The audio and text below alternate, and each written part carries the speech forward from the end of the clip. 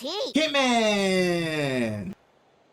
He's not important! Okay, what is going on, everybody? It's your boy Kentman, and today we are going to be talking about characters that I love within JRPGs. And there's only one condition with this video. I can only pick one character per franchise. So I'm not able to double up on characters. I can't talk about multiple characters within the same franchise of this list, which makes it very hard for me. And I'll explain why at the end of the video. So without further ado, let's just jump into it and talk about the first character, and that being Ado. This is a brand new character on this list because I'm just now getting into the Ys franchise as I started playing Ys 8 on live streams, as you want to come out and check out the streams if you want to do that, as well as I started playing a little bit of 9 just to get an idea if the games were separate or it was a continuous story, which it kind of is, but it kind of isn't. So I'm playing 8 first before I play 9.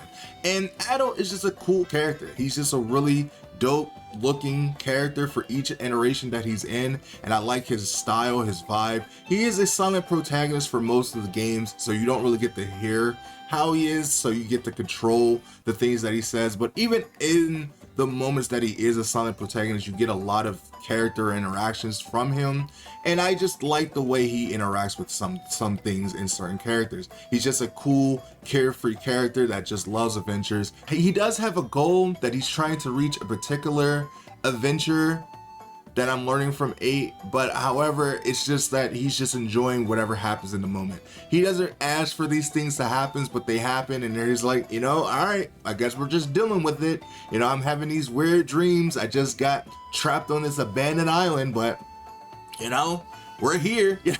I'm having a great time, and he's a great character just to play around and just experience. But as I play through the games more and I learn more about him, I think he'll go up on the list, but for right now, he's at number 10. Next, going into the next character we're going to be talking about is a character that pretty much was the reason why I started playing this franchise in the first place, and that is Starja from Fire Emblem Awakening. Now, when I first saw this character, for obvious reason, I liked her for her looks and the way she was designed. I liked her design a lot, and I wanted to know where she was from, and I learned that she's from Fire Emblem, so I bought the game, started playing it, and it was my first kind of introduction to tactical RPGs. Now, it wasn't until sometimes throughout the game till you actually reach her character, and then you kind of learn that she's kind of a loner. She's a dark mage that doesn't really like people, and as you go through the game, you learn that she has some stalker tendencies. A lot of stalker tendencies, but that's okay. She's fine. Like, if she just loves Robin and she wants to dedicate her life to Robin, who am I to judge? You know, I'm the playing as Robin, and in this game, I'm Robin, so she's loving me. She wants to do everything she can for me, and I can't deny her for that. And as you go through the game, you actually learn that she's actually a lot sweeter than she looks, and she has this appearance that she's cold and dark, which she is in some cases, but I can fix her. You know, she has no problems. You know, I love this girl and I love this character, and you learn more stuff about her to make her actually seem more symptomatic and loving, and she's just an all-around great character. I can fix her, you know? I can fix her. Moving into another character that has been an old classic waifu for me, and that is Sakura Shinaguchi, the long-awaited protagonist from the Sakura Wars series. And you know, recently she hasn't really gotten a lot of use, but I mean, the Sakura Wars franchise did get a reboot, soft reboot within 2019, and it was great to see that return to me because I am a big Sakura Wars fan, even though I've never actually was able to play the original game as it never came to Japan. But I do own it. This is the original copy for the Saturn that is Japanese. It never came to the West. For whatever reason, this game never came to the West. And the only reason why I learned about it is because of the manga. I read the manga. I got this at a local library back when Tokyo Pop was a thing, and I read this and I saw her and I thought she was pretty cute and I liked the way she was, and she was pretty much a demon slayer that carried her father's sword, and she tries to live up her legacy of her father and family after being murdered when she was younger. So now she tries to live up that legacy by going out and defeating different types of demons and putting on plays and doing all kinds of stuff. It is a tactical strategy RPG. Sakura herself, she's a sweet, calm, energetic girl. She has a lot of demeanor about herself. She carries herself very well, but she also has a sweeter and softer side about her, as well as she's afraid of lightning. It's so cute, you know, when you have this character who's very strong, who's very out there and very outgoing and very determined, but the little things like being afraid of lightning just makes her fragile, and it's so cute. I love her design, I love her look, and I hope one day Sega will remake the first game so we can remake the first game so we can actually play it. But I do want to play the fan translations because the people who did the fan translations did a wonderful job from what I saw, but I gotta figure out how to make that work so I can play that. I also got the anime as well, because then eventually the manga got turned into the anime so we can actually see it, and this is her in her Imperial uniform and they turn into giant mechs, which was really cool. It's the only other mech show that I actually have a fondness for besides, you know, Evangelion and Code Geass, but most of the time I'm not that much into mechs. But for Sakura, I will love her. Moving into another character that I just thought was super cool in a game that I wish would still get a remake to this day, and that is Luke from Tales of Abyss. Now, when I first played Tales of Abyss, I had no idea what the Tales series was about or what it had entailed. It was one of the first real JRPGs I played on the PS2, because after I played Grandia 2 and then I moved into Tales of Abyss, I love this game, and I love the way he looked. I like his design. I liked his hair, the way it flowed, and it had this nice, good, like Goku kind of style to the side, and then it came all the way down, and his jacket had like this long jacket, but it had enough for the abs to show, and then it had a nice flowing look, and the way his sword was hanging. He was just an overall cool character, and I just loved the design.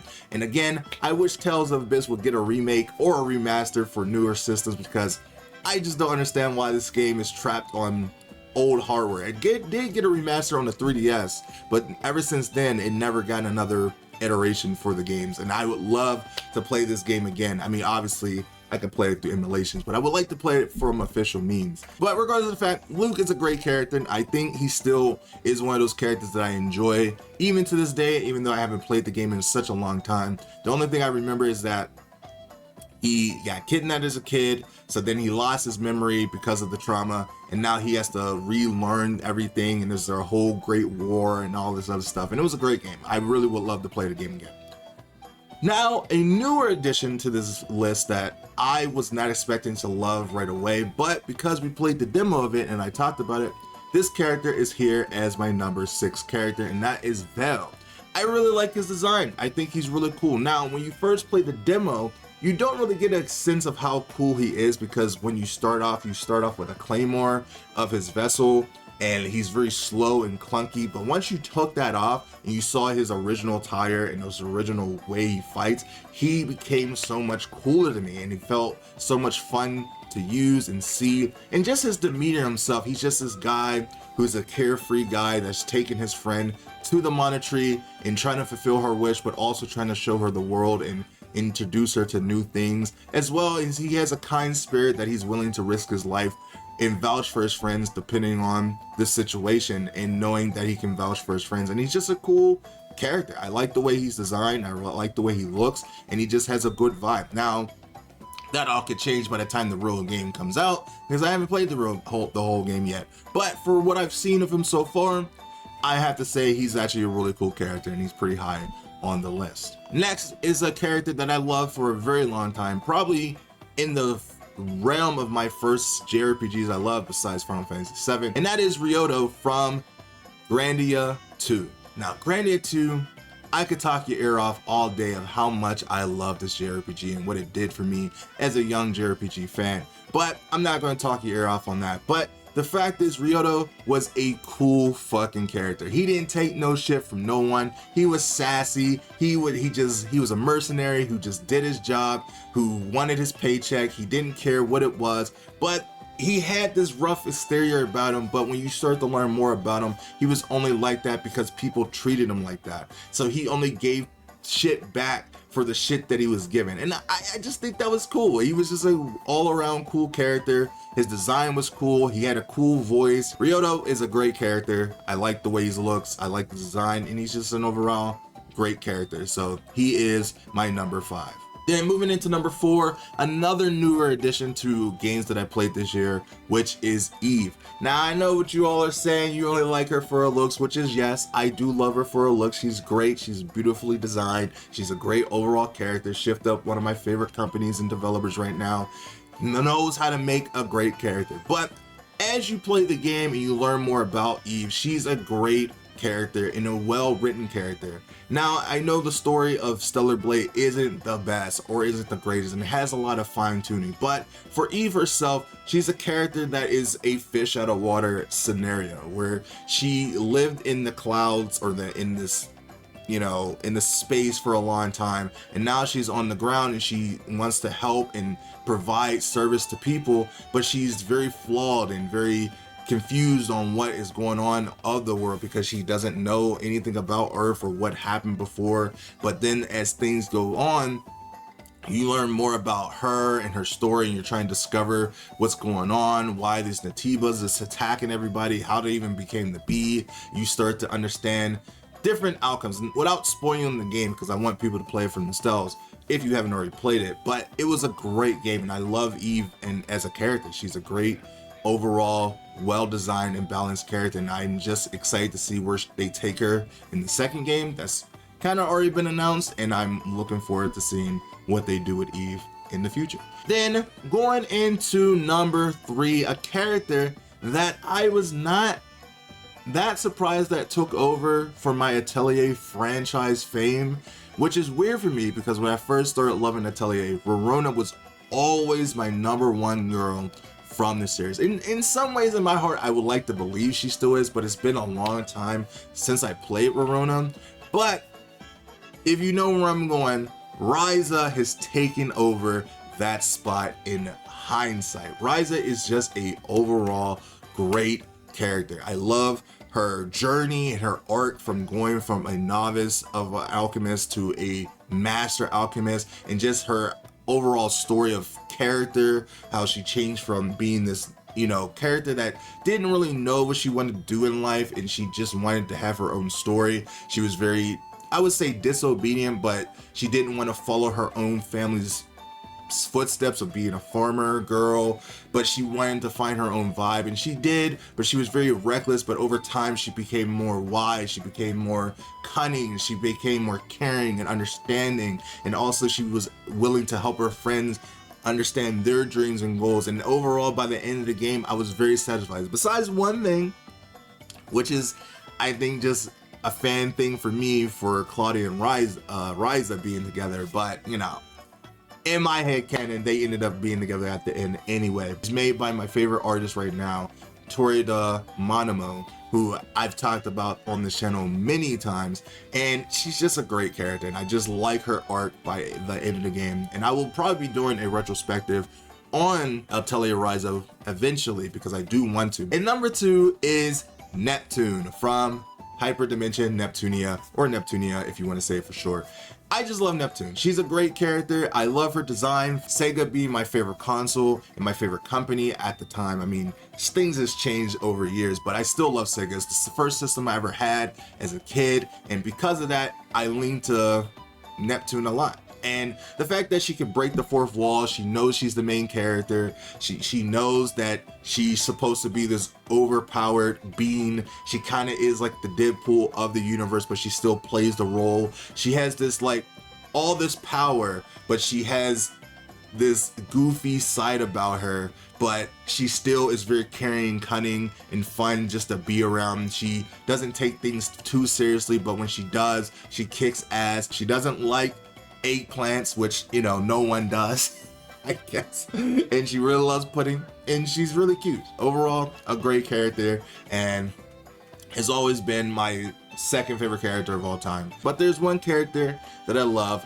a little bit more, and that is Tifa from Final Fantasy VII. Now, I could go on and on how much I love Tifa. Tifa is just a overall great character. She's this character that is so willing to change the world, but she's also very caring. She doesn't want to hurt anybody. She doesn't want people to suffer. Even though she hates Shinra, she doesn't hate the people that works for Shinra. She wants to protect people who are just the common people who's just doing an everyday job, but she doesn't want Shinra to take over the corporate world. She hates the big shots of Shinra, but she also is a person that can fight, and she's willing to do diligence for what she wants. However, she doesn't want to lose who she is, but she's just a great character. She's such a great character. Yes, she's beautiful. Yes, she has great boobs. I mean, it's very obvious, and she's a great overall design character, and she has all this weight on her shoulders that if she doesn't do it, then who is? She's literally like the bridge to everybody. Like, if she was just gone, the whole crew would just cease to exist. I mean, you know, she's such a caring person to Aerith, even though they're after the same goal, but she actually cares for Aerith. She encourages to try to do new things. They always push each other to, you know, go after Cloud or go after whatever you're trying to do and figure out your goals and dreams and ambitions. But she's also herself is like, you know, I'm still going to try to get my man, you know, that's still my childhood friend. But she's not afraid to tell Cloud like he's wrong, he's doing stupid stuff. But, you know, I can go on and on about Final Fantasy VII. You know, it's one of those things when Final Fantasy VII original first came out, I always gravitated to Tifa since the beginning. I mean, obviously, for obvious reasons, as a teenage boy or a young boy, for obvious reasons, I love Tifa. But as I started to play the game, and especially with the remake, it really helped me remind me of why I fell in love with this character from the beginning, because she's just a great character. She's well written. She's a beautiful character. She can fight. She can kick ass. And she's just caring. She's a caring girl. And she also has a great bar. She's a great bartender as well. I forgot about that. She's just overall such a great character. I love her. And that is pretty much all the characters that I love from each JRPG that I love. You know, there's a lot of characters that I could have put on this list, from like Cloud and Zack and Noir and like so many characters. And the reason why this list was so hard and I tried to make sure that I picked a character from other franchises is because sometimes I can get very good tunnel vision on certain franchises where I get so focused on loving a particular franchises, other franchises don't matter to me.